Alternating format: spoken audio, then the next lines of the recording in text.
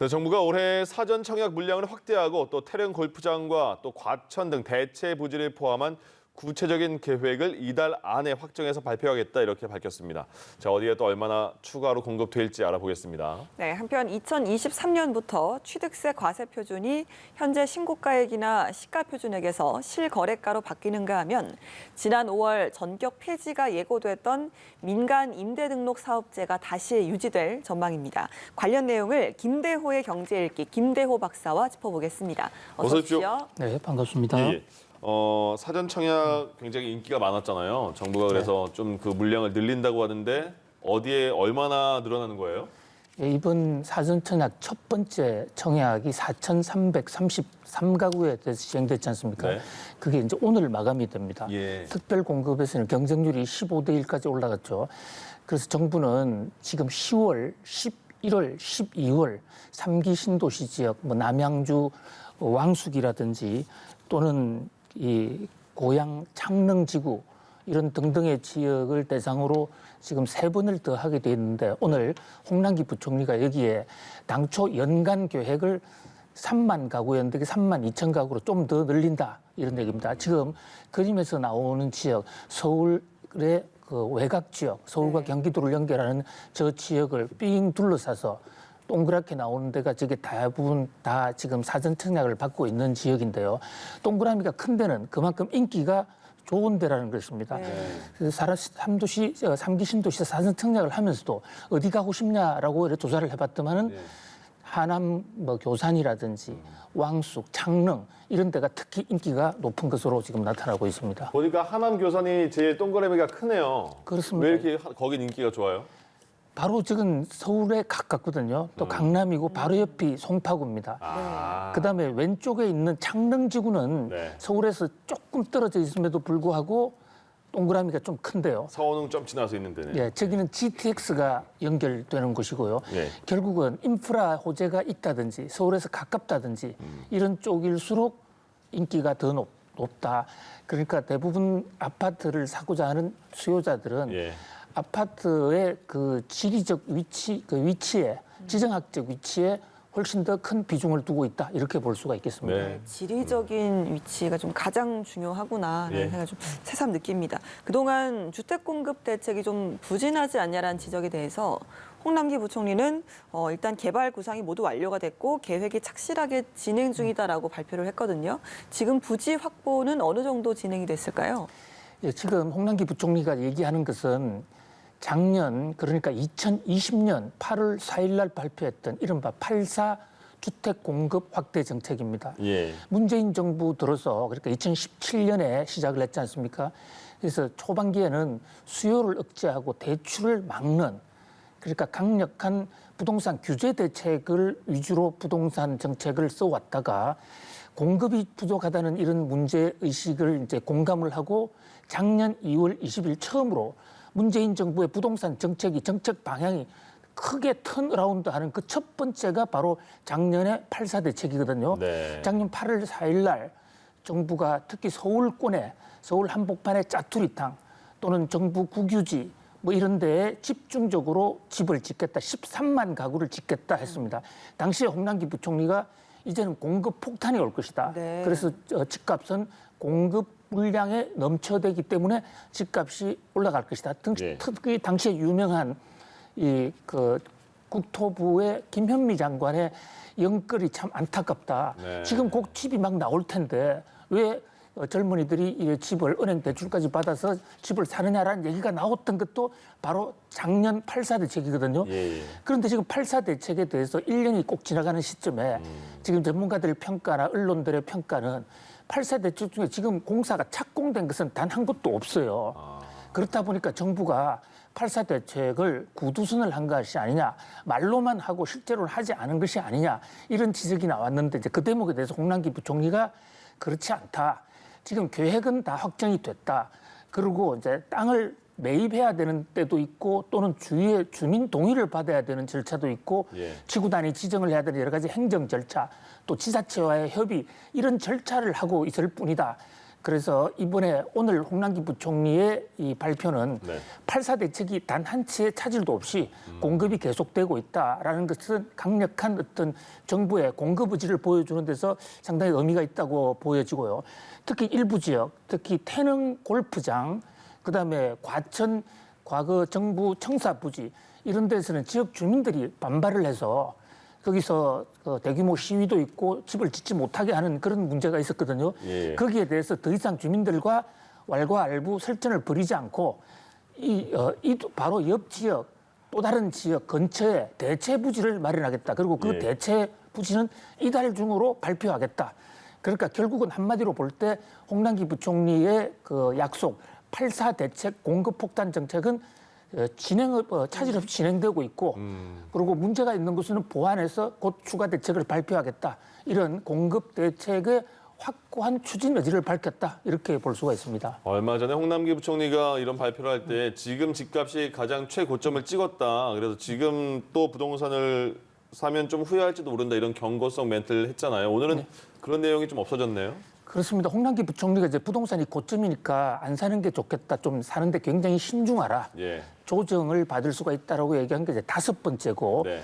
바로 지난달에 이제 그 얘기를 했을 때는 세간에서 뭐 특별한 대책은 없이 왜 가격만 내려갈 것이라는 예언을 하는 그것에 대해서 좀 시장에서 정부가 좀 실현 가능한 대책을 좀 세워달라는 그런 지적이 있었거든요. 네. 아마도 그래서 그런지 이번에는 그런 가격 전망은 일치하지 않고 사실 가격은 홍남기 부총리도 모르고 그러게요. 저도 모르고 아무도 모릅니다. 예.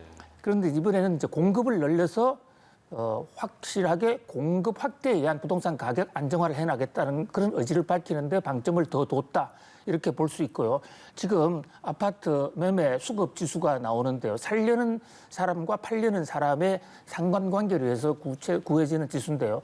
저게 지금도 조금씩 지금 올라가고 있기 때문에 현재로서는 부동산 이 매수세가 아직도 잡히지 않고 있다. 네. 이렇게 볼 수 있겠습니다. 알겠습니다. 취득세 이야기를 좀 해보고 싶은데요. 네. 2023년부터 이제 취득세 과세 표준을 지금의 신고가액에서 실거래가로 적용을 하겠다라고 발표를 했습니다. 이 과표 기준을 바꾼 배경은 무엇이고 또 이렇게 바꾸게 되면 또 어떤 부분에 변화가 오는지도 좀 궁금합니다. 예, 지금 취득세라는 것은 부동산을 살 때, 네. 등기할 때 내는 이제 그 세금을 얘기하는데요. 이것은 일반 우리가 양도세는 국세청에서 걷는 정부의 국세인데 반해서 취득세는 각 지방정부가 걷는 지방세거든요. 지방은 워낙 이제 종류도 다양하고 이러다 보니까 그동안에는 실거래가가 얼마인지를 모르는 경우가 있었습니다. 예.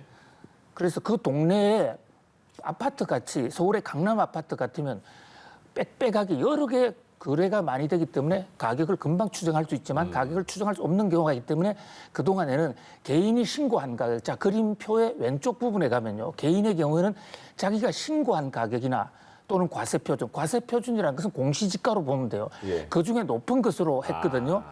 근데 이제 이것을 이제 앞으로는 실제 거래 가격으로 하였다. 이렇게 바꾼 데 대해는 과거에는 실제 거래 가격을 측정하기가 좀 어려운데 이제는 그걸 알 수 있게 됐다는 그런 예. 측면이 하나 있고요. 자, 또 하나 무상과 유상을 나눴습니다. 이건 오른쪽 편인데요. 무상의 경우에는 가격을 거래한 게 아니지 않습니까? 네. 그러다 보니까 신고 가격은 대부분 세금을 적게 내려고 좀 낮추는 경우가 있었어요. 예, 예. 이 경우에는 가격 인정액, 실제 가격 인정액, 옆에 비교 사례법을 동원해가지고 최근 몇 년간 옆에서 거래됐던 가격을 평균해서 가격을 의제하기로 했거든요. 이제 그런 면에서 뭐 두 가지가 변한다고 봐야 되고 2023년부터 변한대요. 일단 실거래 가격 위주로 간다는 측면이 하나 있고 이제 그러다 보니까 과거에 자기가 신고했던 가격보다도 실거래 가격이 높아지는 경우의 수가 있다. 그래서 가뜩이나 요즘 취득세가 예. 최고 12%까지 올라가 있기 때문에 취득세에 대해서 좀 공포를 갖고 있는 사람이 많은데 전체는 아니지만 일부에서는 취득세 과표가 좀 올라가는 효과도 나타날 것으로 보입니다. 그렇군요. 이번에 개정안 보니까요. 임대사업자, 뭐 생애 최초 주택 취득하는 사람 등등 또 추가적인 혜택이 있더라고요. 이거 좀 설명 좀 해주세요. 그렇습니다. 지금 정부가 2년 전, 3년 전에 그 취득세 면제 제도를 발표했습니다. 그러니까 네. 생애 첫 태어나서 처음으로 주택을 사는 사람들의 경우에는 주택 마련하는 것도 어려운데 취득세를 부과한다는 것이 좀 안타깝다. 이래서 생애 최초에 대해서는 2년간 그 취득세 감면을 해줬습니다. 그 나이도 상관없어요? 한 50이나 60살에 그렇습니다. 처음 예. 사도? 뭐 70, 80이라서는 인들롱 한 평생을 통틀어서 예. 처음 사는 것이라면 그러면 이제 그 취득세를 감면해 주는 게 있고요. 예. 또 하나는 이제 그 임대주택을 집으로 사서 자기 집으로 할 경우에 뭐 3년간 취득세를 연장해 주는 이런 제도가 있었어요. 네. 또 감염병 전문 병원의 뭐 취득세, 재산세 이런 감면이 있었는데 이런 제도가 일몰 제도로 해서 올해 말로 다 끝나기도 있었습니다. 그런데 이것을 경우에 따라서는 3년 또 어떤 경우는 2년씩 추가로 연장해서 이것은 소외 계층 또 어려운 계층 또 사회 필요 시설에 대한 세금 감경책으로 볼 수가 있습니다. 네. 아무래도 좀 경기가 어렵다 보니까 이런 부분에 있어 정부가 좀 연장을 좀 해주는 그런 혜택을 보여주는 것 같습니다. 예. 자, 이 부분도 좀 여쭤보겠습니다. 지난 5월에 폐지를 예고했던 부분인데 민간 임대사업자는 세제 혜택을 현행대로 유지하기로 했습니다.